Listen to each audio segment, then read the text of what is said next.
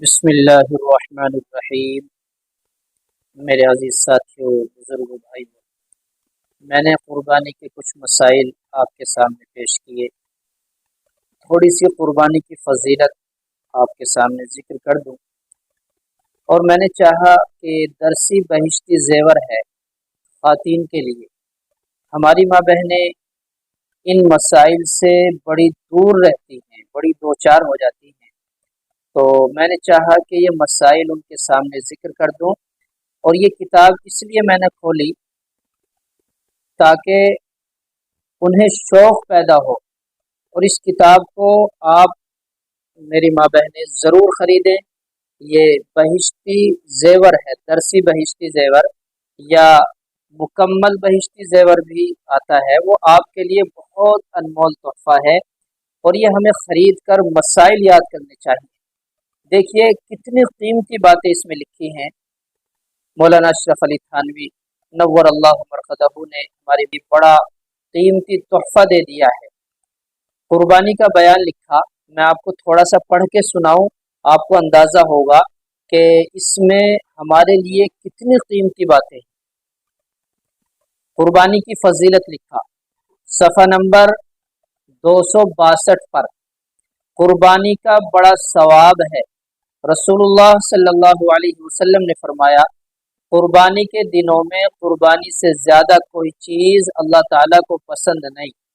ان دنوں میں یہ نیک کام سب نیکیوں سے بڑھ کر ہے، اور قربانی کرتے وقت یعنی ذبح کرتے وقت خون کا جو قطرہ زمین پر گرتا ہے تو زمین تک پہنچنے سے پہلے ہی اللہ تعالیٰ کے پاس مقبول ہو جاتا ہے۔ تو خوب خوشی سے اور خوب دل کھول کر قربانی کیا کرو۔ اور حضرت صلی اللہ علیہ وسلم نے فرمایا، قربانی کے بدن پر جتنے بال ہوتے ہیں، ہر بال کے بدلے میں ایک ایک نیکی لکھی جاتی ہے۔ سبحان اللہ!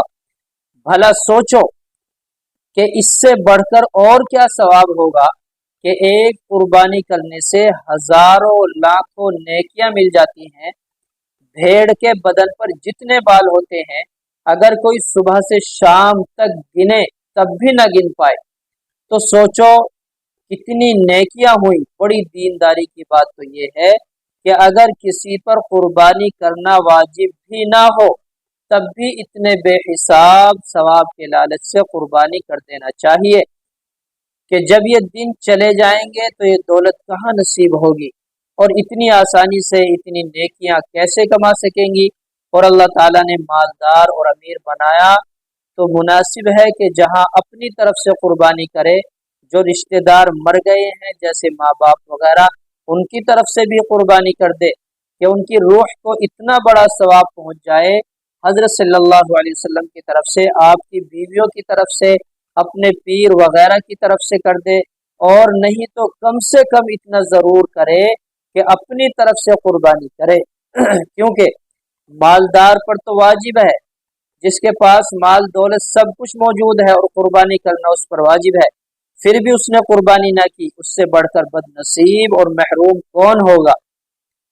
اور گناہ رہا تو الگ، جب قربانی کا جانور قبلہ رخ لٹائے تو پہلے انی وجہت وجہی للذی فطر السماوات والارض حنیفا وما انا من المشرکین ان صلاتی ونسکی ومحیای ومماتی للہ رب العالمین لا شریک لہ وبذالک امرت وانا اول المسلمین اللہم منک ولک۔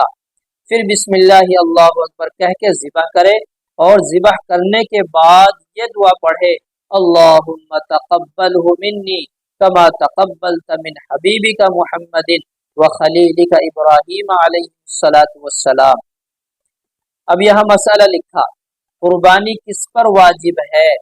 مسئلہ یہ ہے کہ جس پر صدقہ فطر واجب ہے اس پر بقرعید کے دنوں میں قربانی کرنا بھی واجب ہے، اور اگر اتنا مال نہ ہو جتنے کے ہونے سے صدقہ فطر واجب ہو جاتا ہے تو اس پر قربانی واجب نہیں، لیکن پھر بھی اگر کر دے تو بہت ثواب پائے گا۔ دوسرا مسئلہ، مسافر پر قربانی واجب نہیں ہے۔ قربانی کا وقت کیا ہے؟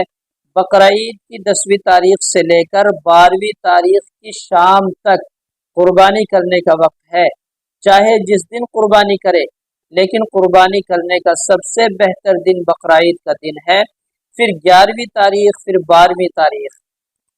बकरीद की नमाज से पहले कुर्बानी करना दुरुस्त नहीं है, जब लोग नमाज पढ़ चुके तब करे। अलबत्ता अगर कोई किसी देहात में और गांव में रहते हो तो वहाँ तुलू सुबह सादिक के बाद भी कुर्बानी करना दुरुस्त है। शहर के और कस्बे के रहने वाले नमाज के बाद करें। अगर कोई शहर की रहने वाली अपनी कुर्बानी या कोई शहर का रहने वाला अपनी कुर्बानी का जानवर भेज दे तो उसकी कुर्बानी बकरीद की नमाज से पहले भी दुरुस्त है, अगरचे खुद वो शहर ही में मौजूद है। लेकिन जब कुर्बानी देहात में भेज दी तो नमाज से पहले कुर्बानी करना दुरुस्त हो गया। ज़िबा हो जाने के बाद उसको मंगवा ले और गोश्त खाए। मसला, 12वीं तारीख सूरज डूबने से पहले पहले कुर्बानी करना दुरुस्त है। जब सूरज डूब गया तो अब कुर्बानी करना दुरुस्त नहीं है। 10वीं से 12वीं तक जब जी चाहे कुर्बानी करे, चाहे दिन में चाहे रात में, लेकिन रात को ज़िबह करना बेहतर नहीं है कि शायद कोई रग ना कटे और कुर्बानी दुरुस्त ना हो। 10वीं, 11वीं, 12वीं तारीख सफ़र में थी, फिर 12वीं तारीख को सूरज डूबने से पहले घर पहुंच गए या 15 दिन कहीं ठहरने की नीयत कर ली तो अब कुर्बानी करना वाजिब हो गया। इसी तरह अगर पहले इतना माल ना था इसलिए कुर्बानी वाजिब न थी, फिर 12वीं तारीख को सूरज डूबने से पहले कहीं से माल मिल गया तो कुर्बानी करना वाजिब है। अपने हाथ से ज़िबह करना अफजल है। अपनी कुर्बानी को अपने हाथ से ज़िबह करना चाहिए। अगर खुद ज़िबह न करना जानते हो तो किसी और से ज़िबह करवा ले और ज़िबह के वक्त वहाँ जानवर के सामने खड़े हो जाना बेहतर है। और अगर ऐसी जगह है कि पर्दे की वजह से औरत है वो की तो भी कोई हर्ज नहीं है। कुर्बानी करते वक्त नियत करना। कुर्बानी करते वक्त जुबान से नियत पढ़ना और दुआ पढ़ना ज़रूरी है। अगर दिल में ख्याल कर लिया कि मैं कुर्बानी कर रहा हूँ या कर रही हूँ और जुबान से कुछ नहीं पढ़ा, फ़कत बिस्मिल्लाह अल्लाहु अकबर कह के ज़िबा कर दिया तो भी कुर्बानी दुरुस्त हो गई। लेकिन अगर याद हो तो वो दुआ पढ़ लेना बेहतर है जो ऊपर बयान की जा चुकी है। कुर्बानी किसी और की तरफ से वाजिब नहीं। इसी तरह मसला कुर्बानी के जानवर से मुतालिक चंद मसाइल हैं। कुर्बानी के गोश्त और खाल वगैरह से मुतालिक चंद मसाइल हैं। कुर्बानी के और बहुत सारे मसाइल इसमें मौजूद हैं। आखिरी मसला बताऊं, अगर कोई जानवर गाभन हो तो उसकी कुर्बानी जायज़ है, फिर अगर बच्चा जिंदा निकले तो उसको भी ज़िबा कर दे। ये मसाइल मैंने सारे आपके सामने जिक्र नहीं किए, मैंने सिर्फ इसलिए ये किताब में आपको सुनाया और बताया ताकि आपको तलाश करना आसान हो। बहिश्ती ज़ेवर हमारी माँ बहनों के लिए बेहतरीन तोहफा है, बड़ी कीमती किताब है ये। हमें हमारी घरों में हमारी माँ बहनों के पास इस किताब का होना ज़रूरी है। आप मसाइल की मोहताज नहीं रहेंगी। आप शर्म की वजह से मालूम नहीं करती, किसी से मसला मालूम नहीं करती और इस वजह से मसले का इल्म ना होने की वजह से आप दीन के तकाज़ों को सही तरीके से पूरा नहीं कर पाती। तो आपके लिए ज़रूरी है कि बहिश्ती ज़ेवर मंगाएं और उसमें अपने ज़रूरी मसाइल, औरतों के तमाम मसाइल उसमें मौजूद हैं। हत्ता कि मैं आपको बताऊं, और सीना पिरोना, काढ़ना, मेहंदी लगाना, दवाई तैयार करना, साबुन बनाना, शैम्पू बनाना, यानी घर की तमाम ज़रूरतें मौलाना अशरफ अली थानवी ने बहिश्ती ज़ेवर में लिख दी हैं। अगर हमारी माँ बहन इसका मुताला करेंगी तो इंशाअल्लाह उन्हें दीन का बड़ा नफ़ा होगा और दीन के बहुत सारे मसाइल उनके सामने आ जाएंगे। इसलिए मैंने चंद मसाइल आपको सुनाए हैं, कुछ फ़ज़ाइल बताए हैं ताकि आपको जज्बा हो, शौक़ पैदा हो दीन सीखने का। दीन सीखिए और सिखाइए, इन बातों को सुनिए और दूसरों को बताइए, शेयर भी कीजिएगा।